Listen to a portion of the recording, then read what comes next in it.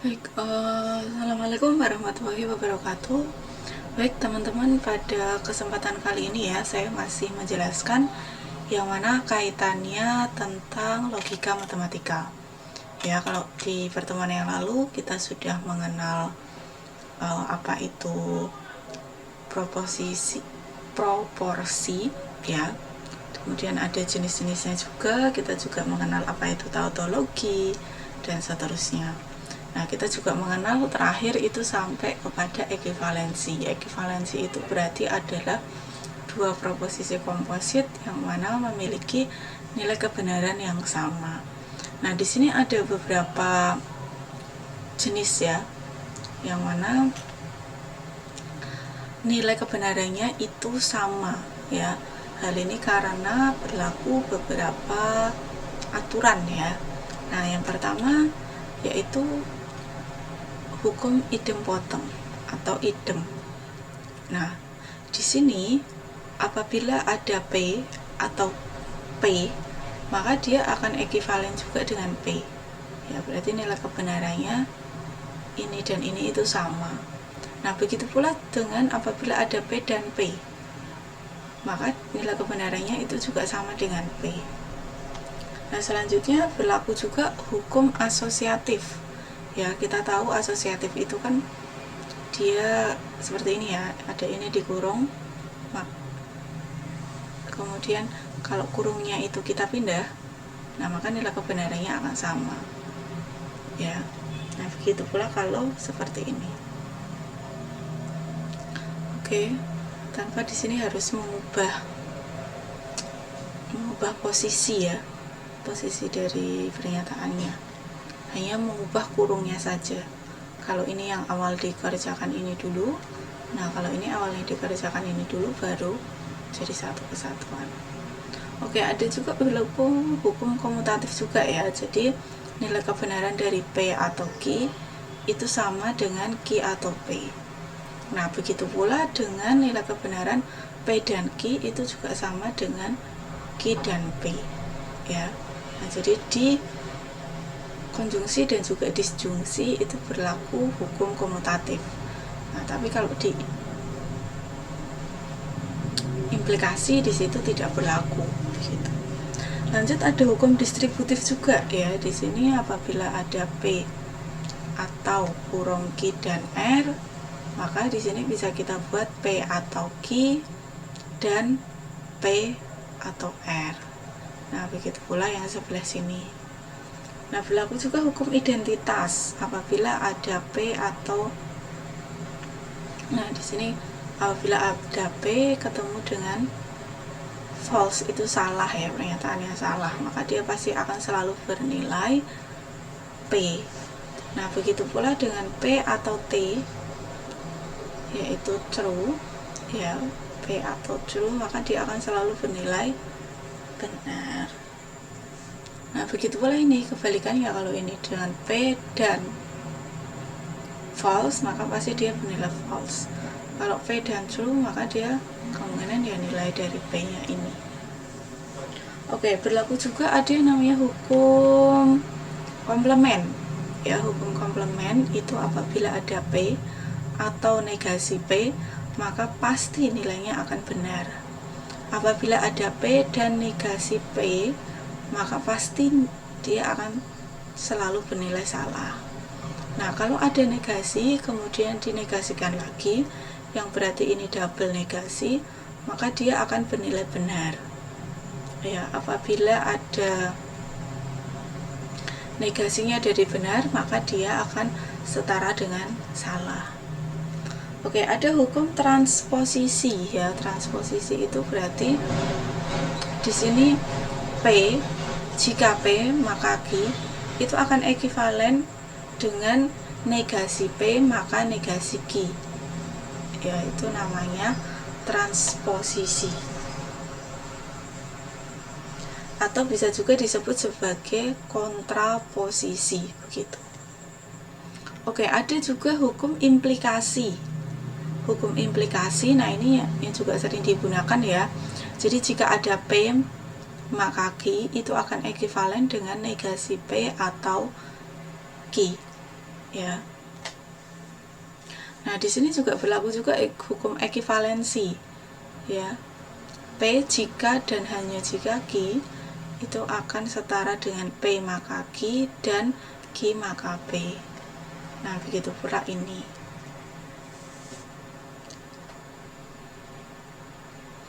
Nah, kenapa ini bisa jadi seperti ini dari ini? Nah, karena sebenarnya dari sini ya, ininya itu kita rubah berdasarkan hukum implikasi. Ya, jadi ini jadi P atau ini berarti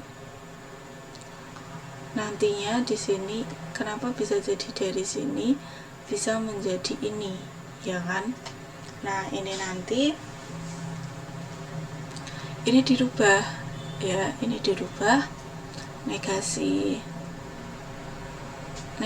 P atau Q dan negasi Q atau P, begitu.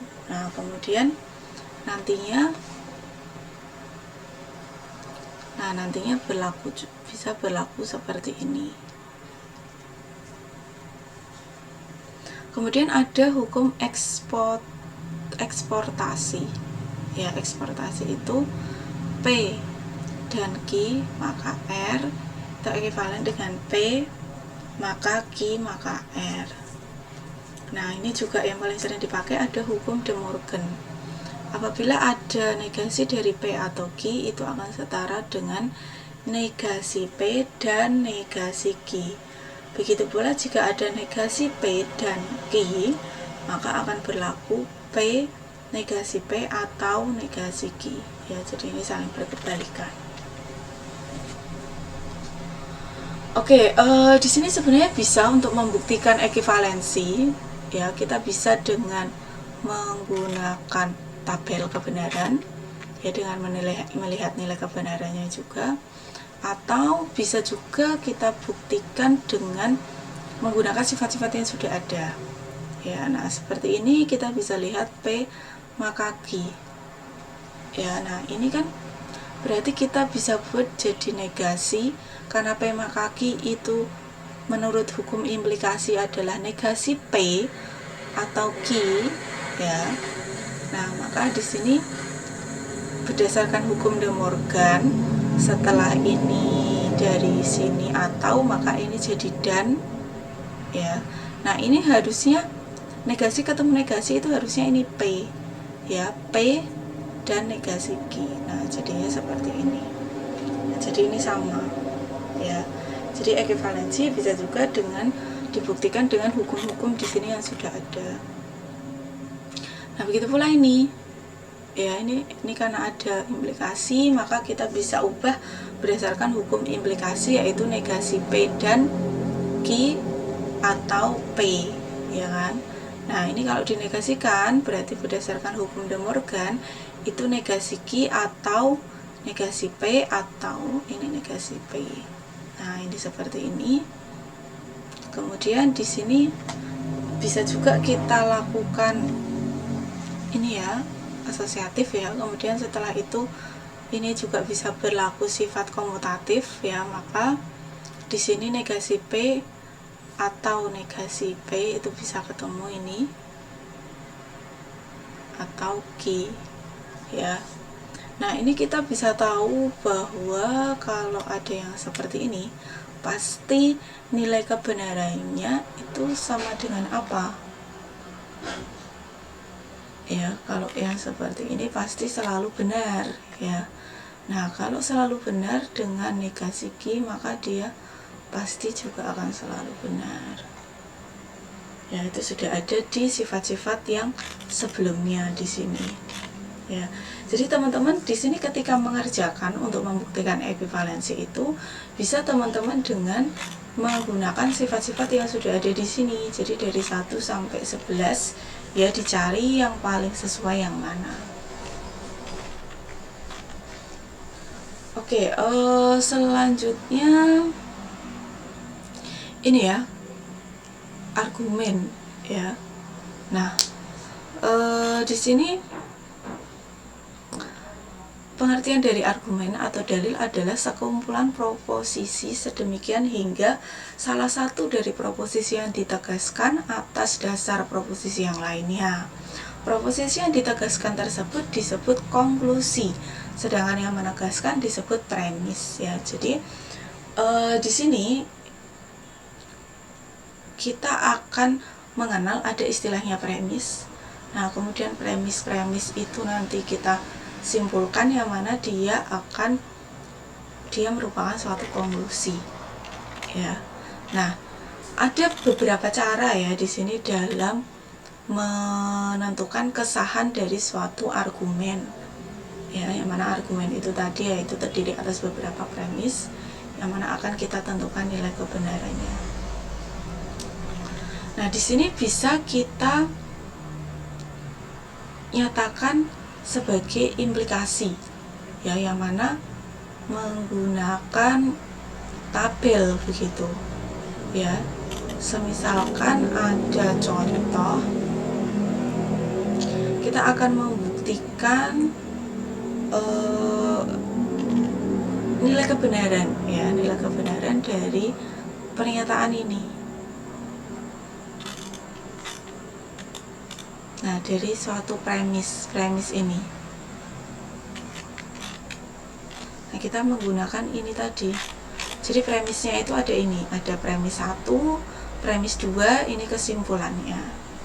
Nah, kita akan melihat apakah ini merupakan yang namanya simpulan, pasti hasilnya harus benar semuanya begitu. Nah, maka di sini kita menggunakan dengan tabel ya, di sini dengan implikasi ya, ini premis 1, ini premis 2, ini simpulan. Jadi cara menggabungannya premis 1 itu konjungsi dengan premis 2, kemudian implikasi dengan kesimpulannya, dengan konklusinya begitu. Nah, kemudian kita cek di tabel kebenarannya, ternyata dia bernilai benar ya. Nah, maka di sini dia merupakan tautologi kan di sini. Nah, berarti dia ya terbukti bahwa simpulannya adalah Q begitu. Nah, kemudian bisa juga tanpa harus dibuat tabel ya, kita bisa juga menggunakan hukum-hukum yang sudah ada tadi ya. Menggunakan ini tadi kita akan menentukan bahwa ini nilai kebenaran dari ini adalah benar begitu. Nah, caranya bagaimana? Nah, tadi kan ada yang seperti ini, maka kita bisa kurung ya. Ini bisa kita pakai hukum implikasi. Ya, kalau kita pakai hukum implikasi berarti negasi P, maka Q atau P ya, ini berarti juga jadi atau Q. Nah, ini diubah lagi ya kan.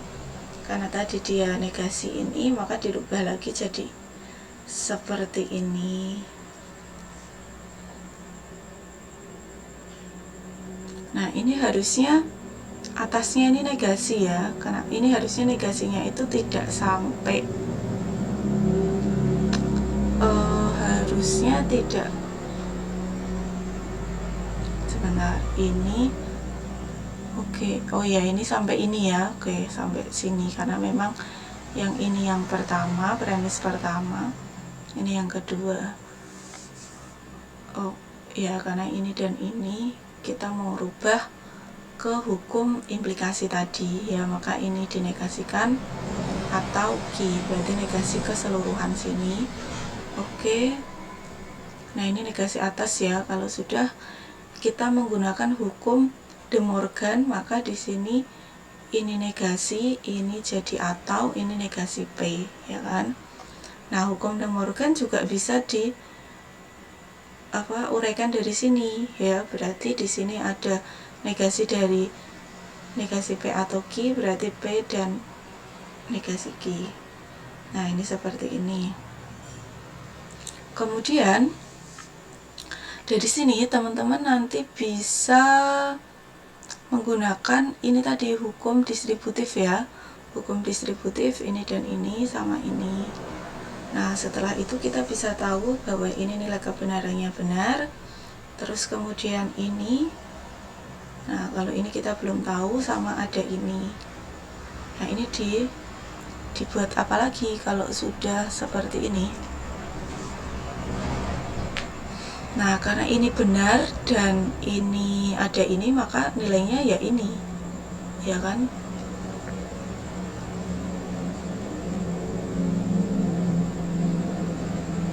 Nah, ini harusnya dan ya. Maaf, ini harusnya dan ini. Oke, kemudian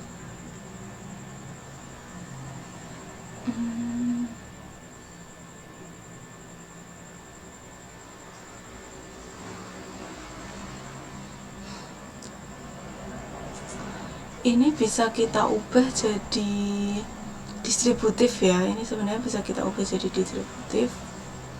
Ini sama ini, atau ini dan ini sama ini. Nah, kemudian sebenarnya dari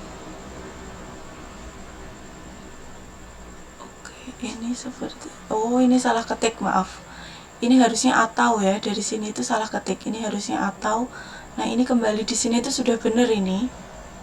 Ya, karena ini benar ketemu dan dengan ini, maka berdasarkan hukum yang di atas tadi, maka dia nilainya adalah yang ini. Nah, maka dari sini kita bisa asosiatifkan ini dan ini bisa kita komutatifkan ya, maka ini ketemu ini itu pasti benar. Nah, atau ini yang namanya atau ketemu ini sudah benar, kalau ini disjungsi maka ini pasti benar ya. Jadi cara yang kedua itu menggunakan hukumnya. Kalau cara yang pertama pakai tabel. Sebenarnya lebih mudah pakai tabel ya, dengan urutannya seperti ini. Nah, kemudian di sini juga masih ada ya. Nah, kalau semisalkan setelah kita pakai tabel kok ternyata ada salah satu yang salah, nah maka dia kontingensi, maka dia bukan pernyataan yang benar gitu. Jadi argumennya ini tidak syah ya, apabila ada setelah dibuktikan ya P maka Q seperti ini, kemudian dan Q maka P. Nah, setelah diproses ada yang bernilai salah, maka ini merupakan kontingensi, jadi ini argumennya tidak sah. Oke, teman-teman, sebenarnya dalam menyimpulkan argumen itu selain menggunakan cara dua tadi, bisa menggunakan tabel atau menggunakan hukum-hukum yang sudah tersedia, teman-teman juga bisa menggunakan aturan penyimpulan. Ya, di sini yang terkenal itu sebenarnya cukup ada 3. Ada modus ponen, tolen, sama silogisme. Nah, yang bawah ini sebenarnya ini turunan. Ya, turunan dari mana? Nah, ini sebenarnya ya turunannya dari ini ya. Kalau kita lihat kan ini bisa dirubah sebenarnya jadi implikasi. Negasi P maka Q. Nah, negasi ketemu negasi hasilnya ini. Nah, jadi sebenarnya ini juga modus ponen begitu. Nah, begitu pula ini juga sama sebenarnya. Dari hukum-hukum implikasi itu nantinya akan memang memunculkan banyak sekali ini ya, pengambilan kesimpulan, tapi secara garis besar sebenarnya cuman ada 3 ini begitu. Jadi kalau ada P maka Q, premis 1, premis 2 nya P, maka kesimpulannya Q ya, tinggal dicoret. Nah, kalau ini premis pertamanya P maka Q, premis keduanya negasi Q, maka kesimpulannya adalah negasi P. Nah, ini tinggal coret, ini negasi turun. Silogisme tinggal dicoret aja yang sama ini, simpulannya pasti ini ya. Nah, itu adalah cara mudah untuk mengingat pengambilan kesimpulan gitu.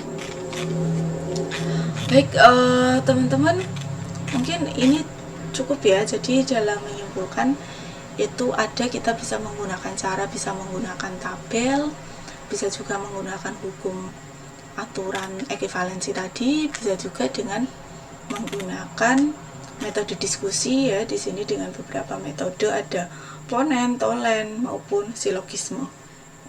Baik, demikian penjelasan dari saya. Semoga bermanfaat. Terima kasih. Assalamualaikum warahmatullahi wabarakatuh.